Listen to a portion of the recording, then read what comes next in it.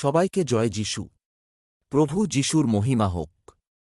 আজ আমরা কথা বলব ঈশ্বরের মহিমা এবং তাঁর অসীম দয়া সম্পর্কে। ঈশ্বরের মহিমা এবং দয়া। প্রিয় ভাই ও বোনেরা, বাইবেল আমাদের শেখায় যে ঈশ্বর অতি মহিমাময় এবং দয়ালু। তিনি আমাদের সৃষ্টিকর্তা এবং রক্ষাকর্তা।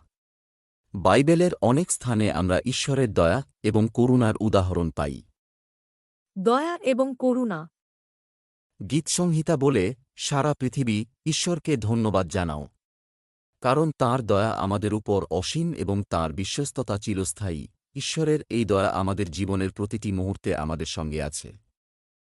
প্রেমের উদাহরণ।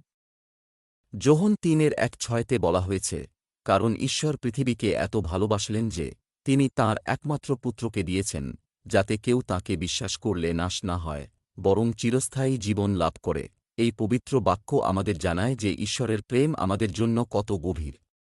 ক্ষমার বার্তা। ঈশ্বরের ক্ষমার উদাহরণ আমরা পাই লুক-এ, যেখানে এক পিতার দুই পুত্রের কাহিনী বলা হয়েছে।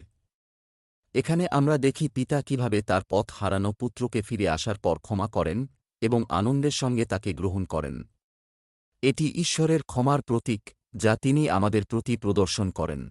প্রিয় ভগিনীবর্গ এবং ভাইয়েরা, ঈশ্বরের দয়া, প্রেম এবং ক্ষমা আমাদের জীবনের প্রতিটি ক্ষেত্রকে আলোকিত করে। আমরা যদি তাঁর পথে চলি এবং তাঁর আদেশ পালন করি, তবে আমরা অবশ্যই সুখী ও শান্তিপূর্ণ জীবন যাপন করতে পারব।